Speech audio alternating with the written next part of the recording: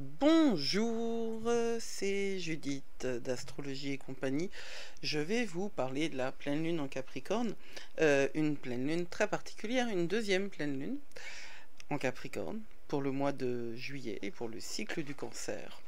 Et c'est une pleine lune, oui non la première n'était pas en juillet mais c'était dans le cycle du Cancer. C'est une pleine lune très puissante avec des conjonctions très particulières qui vont très honnêtement nous mettre à mal. Mais également offrir des opportunités très très intéressantes pour faire face à des vérités inconfortables. Ce dont il est question avec cette pleine lune, c'est de reconnaître les leçons plus profondes des cycles et les schémas répétitifs dans lesquels tous les cycles sont continuellement pris et dans lesquels on peut comprendre et mettre en lumière la douleur du passé non traité.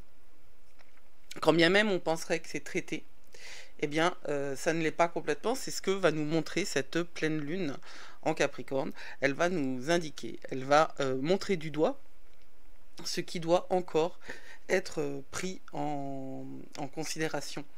Donc les révélations et ces révélations et guérisons qui sont au programme de cette pleine lune.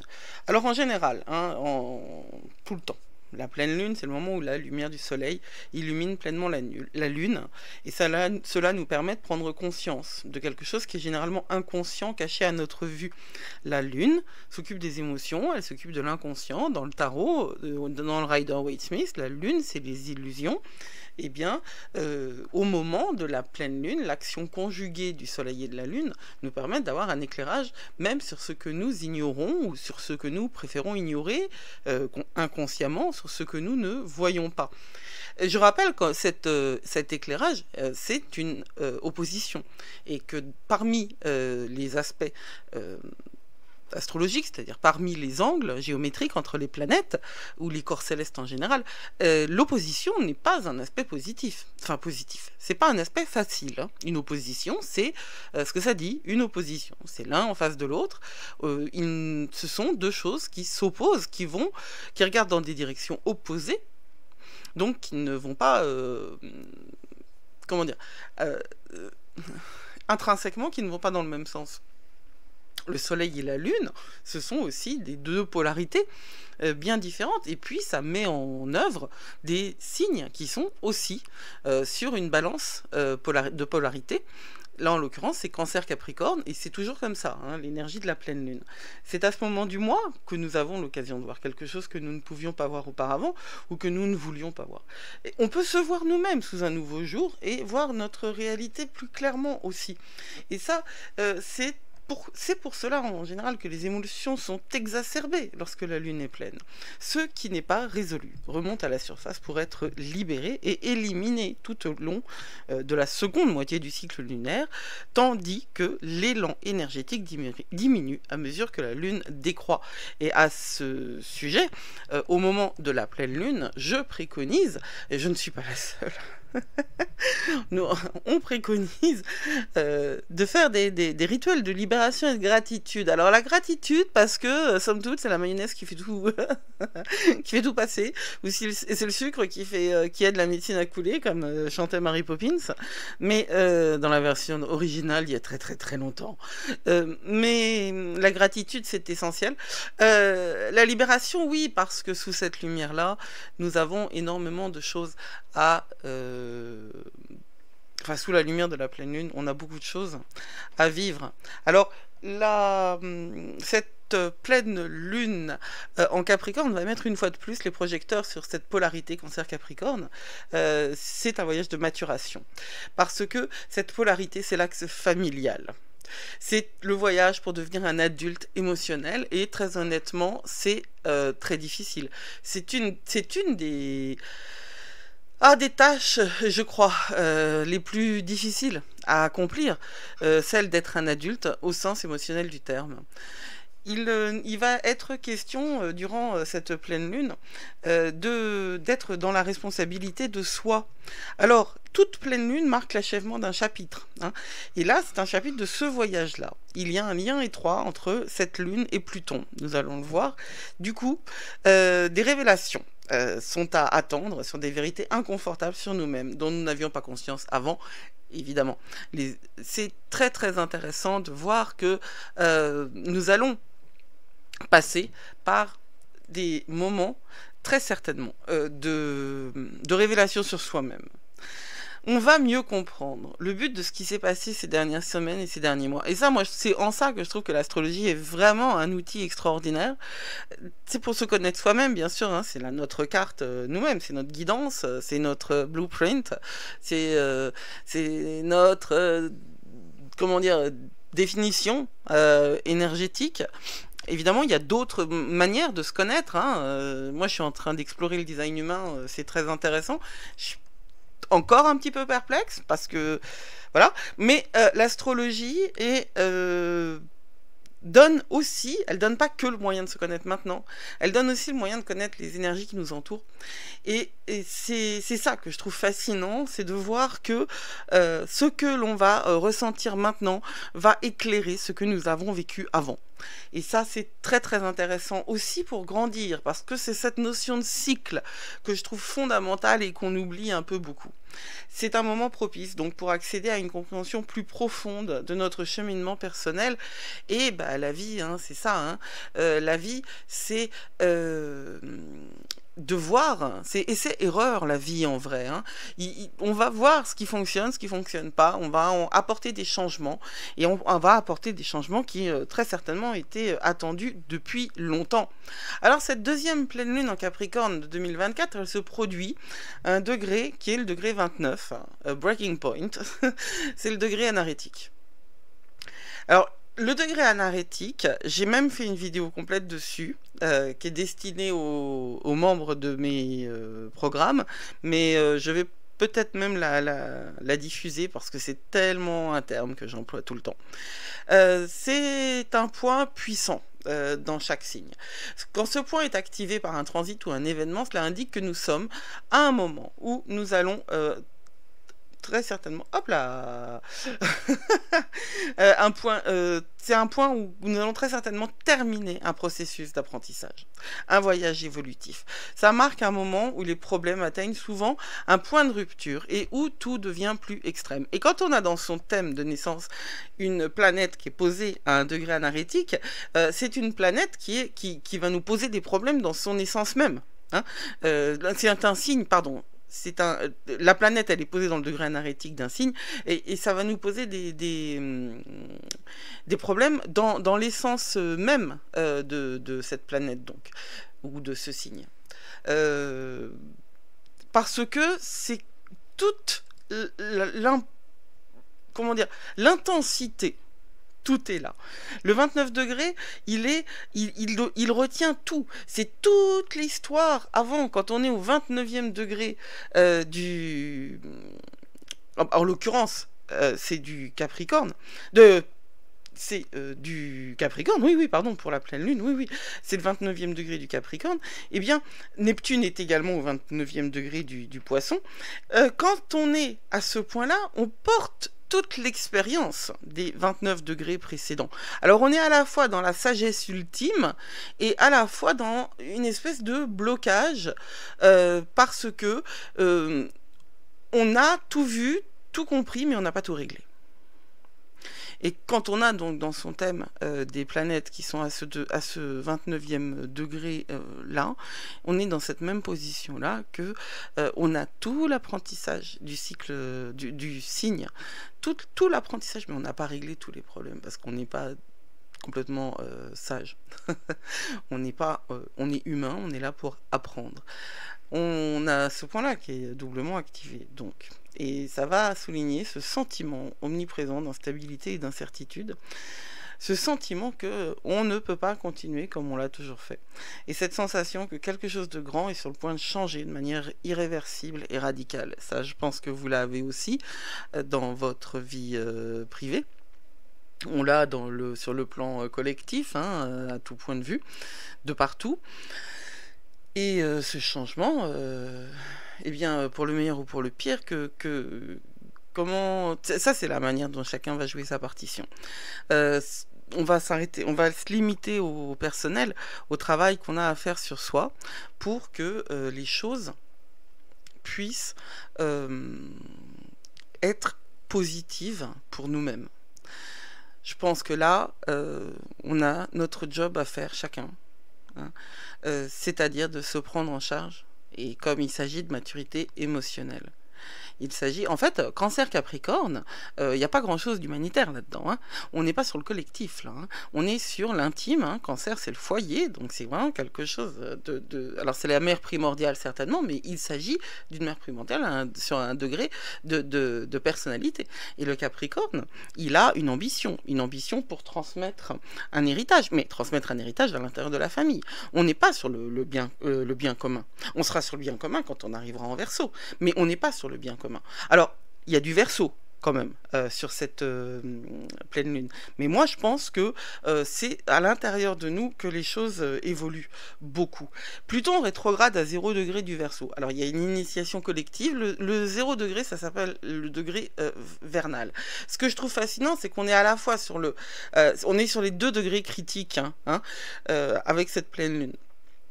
Donc, il y a, et ce degré 0, il est activé par Pluton en Verseau, mais également Mars en Gémeaux. Alors, cette double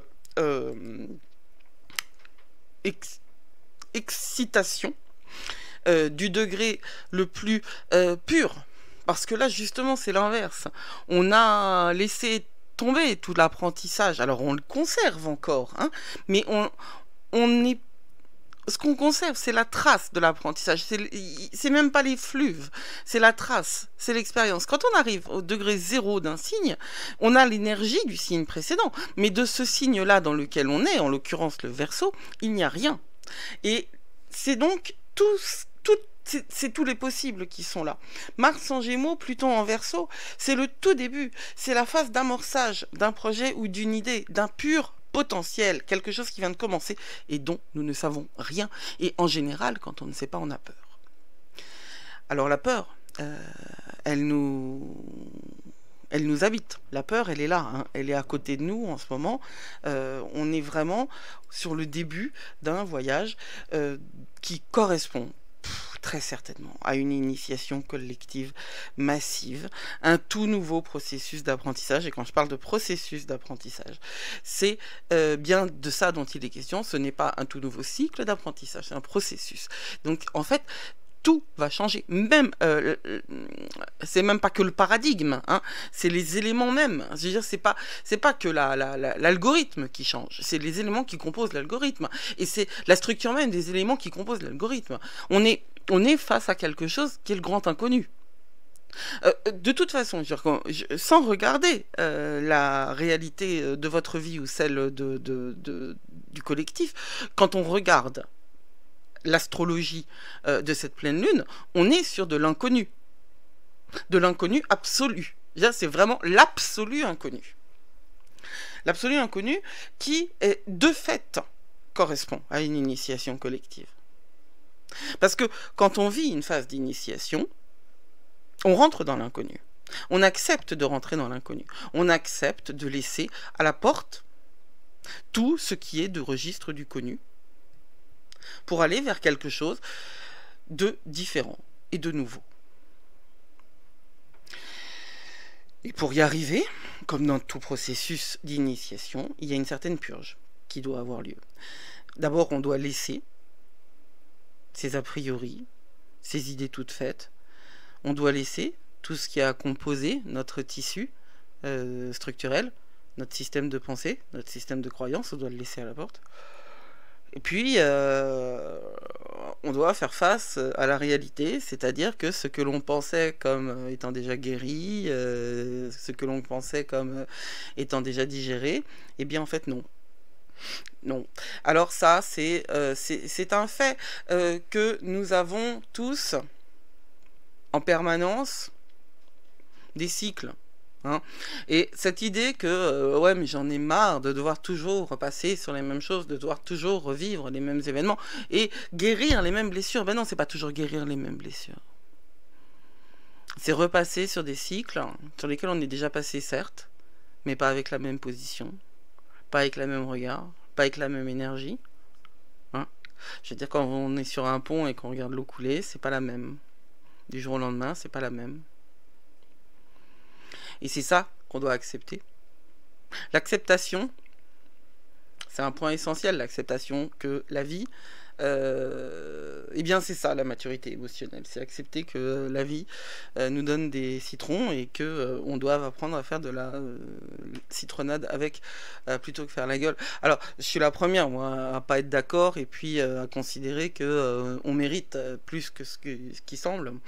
N'empêche que le job d'être humain, eh bien c'est justement d'être dans la maturité émotionnelle et de quitter la position de l'enfant qui fait un caprice parce qu'il n'a pas ce qu'il faut. Un caprice, j'aime pas ce mot-là, qui ne comprend pas la temporisation de la satisfaction. Voilà. Faut quitter l'idée de la satisfaction immédiate parce que ça, on en est très loin, c'est fini. Hein. Bon, ce moment-là de Pluton rétrograde, c'est vraiment très important.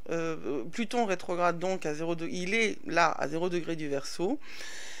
Et Pluton, il va revenir une dernière fois entre septembre et novembre 2024. À ce moment-là, il faudra vraiment prendre du recul hein, sur les affaires inachevées pour clôturer le cycle. Mais là, à 0 degré du Verseau, il y a quand même la conclusion d'un voyage de transformation psychologique et émotionnelle.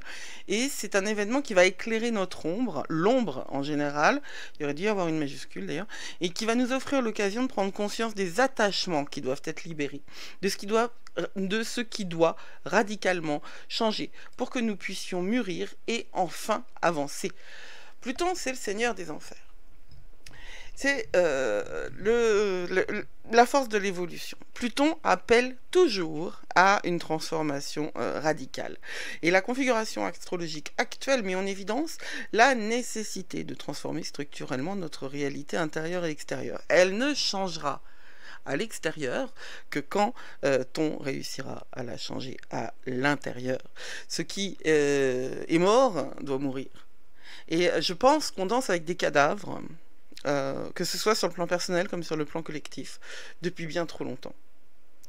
Nous devons absolument aussi nous dégager des anciennes stratégies d'adaptation et d'anciennes façons d'être. C'est le grand moment pour nous de prendre conscience du travail qui reste à accomplir et d'assumer la responsabilité totale de ce qui se passe.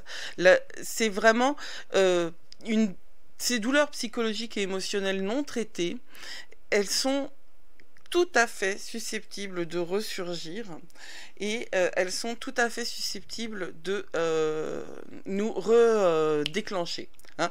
Les triggers, tout ce qui est déclencheur, tout ce qui va vous exciter en vous, la bête. Et quand je parle de la bête, je parle de tout ce qui vous fait du mal et tout ce qui vous a toujours fait du mal, en fait, quelque part. N'ayez pas peur, ça peut revenir, ayez confiance absolue, une confiance absolue. Hein. Il va falloir ressentir sans jugement. Mais Proust le disait déjà, une douleur ne cessera que si elle est vécue. Et c'est fou parce que on l'oublie, on vit dans un monde où toute forme de douleur, comme toute forme d'émotion, semble contre-productive. C'est incroyable. Et moi, je pense que c'est fait pour interdire justement d'être dans une conscience de soi. Nous avons l'occasion de prendre conscience de nos mécanismes de défense et de la façon dont nous évitons de ressentir. Nous avons l'occasion de prendre conscience des stratégies manipulatrices que nous employons envers nous pour satisfaire nos besoins sans avoir à être vulnérables. Et pourtant, cette pleine lune en conjonction avec Pluton, elle va nous permettre de voir les intentions et les leçons évolutives plus profondes derrière tous ces cycles, derrière ces modèles qui se répètent, dans lesquels nous sommes continuellement pris, et ça va nous inviter à reconnaître ce qui doit changer en nous, afin de vivre des expériences différentes. Alors il n'y a pas que cela, il y a d'autres aspects, comme par exemple un carré à Chiron, hein, le guérisseur blessé, il est à 23 degrés du Bélier et il est sur le point de devenir rétrograde. Alors c'est un carré en T, ça signifie qu'il est en carré avec une autre Bah, il est en carré. Chiron est au milieu du soleil et de la pleine lune, en fait, hein, donc ça fait un T. Tous les carrés sont pas en T, parce que tous les carrés sont pas en carré avec deux planètes en opposition. C'est une augmentation des sentiments de tension intérieure, et ça va en plus rajouter un sentiment d'urgence par rapport à ces blessures non résolues dont je parlais, qui nous retiennent dans le présent. Ce qui nous empêche d'avancer dans le présent, c'est les boulets du passé. Hein. Là, quand Chiron est activé comme ça, eh bien, ce sont justement ces vulnérabilités dont je parlais, dont il faut avoir conscience pour pouvoir guérir. On ne guérit que d'un truc qui nous fait mal. Voilà. Et autant pour le New Age et la pensée positive. Il faut souffrir. Il faut souffrir pour guérir. Souffrir, c'est pas mauvais. En vérité, c'est chiant, c'est pénible, mais c'est pas mauvais, parce que si on souffre pas, on paye. Si on souffre pas, on traîne. Alors, il vaut mieux, vous voyez, c'est comme l'image du pansement, quoi. Vaut mieux l'arracher plutôt que de l'enlever petit bout par petit bout, parce que de toute manière, c'est pas agréable. C'est très important de travailler avec cette énergie-là, de la concevoir. Et puis alors, il y a quand même le sextile hein, de la Lune à Neptune en Poisson qui va nous permettre d'établir des limites saines. Alors, étonnamment, parce que Neptune est rétrograde. Ça va soutenir cette capacité à l'intérieur de nous à honorer notre sensibilité. Et à nous rappeler l'importance d'être compatissant envers nous-mêmes et envers les autres. C'est vraiment très important. Et puis, bon, bah, il y a un trigone à Uranus, et qui est Uranus en taureau, bien sûr, qui aussi est un sextile à Mars qui est au degré 0 du Gémeaux. Trigone, sextile, tout ça, là, on est dans des aspects qui sont faciles.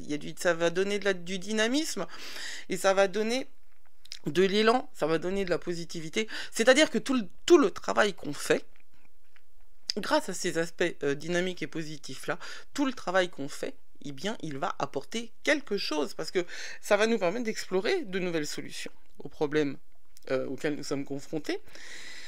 Et nous arriverons à nous affirmer et à partager nos besoins et nos désirs. Ces configurations-là, elles nous invitent à la guérison, hein, à l'affirmation de soi et à l'évolution. C'est très très intéressant en fait comme configuration astrologique.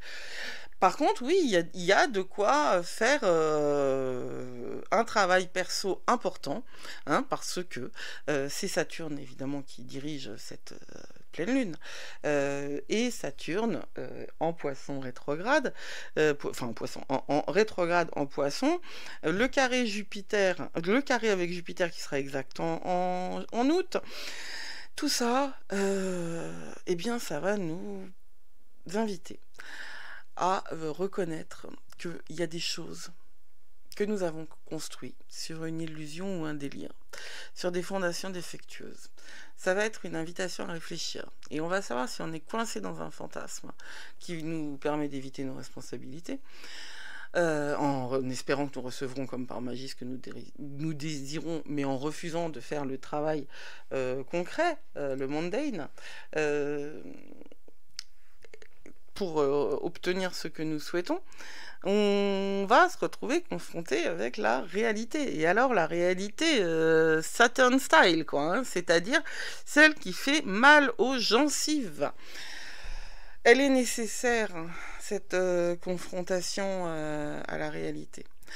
Il faut prendre le temps de pleurer les fantasmes, et puis d'être dans une relation à notre vie et à notre destinée plus ancrée. On est là pour faire quoi? Eh bien, on est là pour savoir où on va. Si c'est une opportunité de lâcher prise. Et ça, c'est extraordinaire. Il faut prendre conscience de la grande richesse du moment où on va lâcher prise. C'est un bon moment aussi d'ailleurs pour faire le point, astrologiquement parlant. Moi je suis à votre disposition pour prendre des séances de coaching. Il me reste un petit peu de place. Ceci dit, Si vous appartenez à mon année magique avec la lune, il y a des rituels qui sont postés. Sinon, il faut réellement trouver, aller chercher quelque chose pour faire un rituel à ce moment-là, pour brûler, pour vous dégager. C'est très important que vous viviez cette pleine lune en Capricorne, d'une manière active et pas uniquement cérébrale, hein. C'est Saturne, il y a Pluton, c'est chtonien, c'est terrestre, c'est vraiment, même, enfin vraiment, faut faire quelque chose, là, faire, j'entends, hein. C'est important. Je vous souhaite le meilleur, hein. Prenez soin de vous, vous êtes plus fort que vous croyez. Blessed be.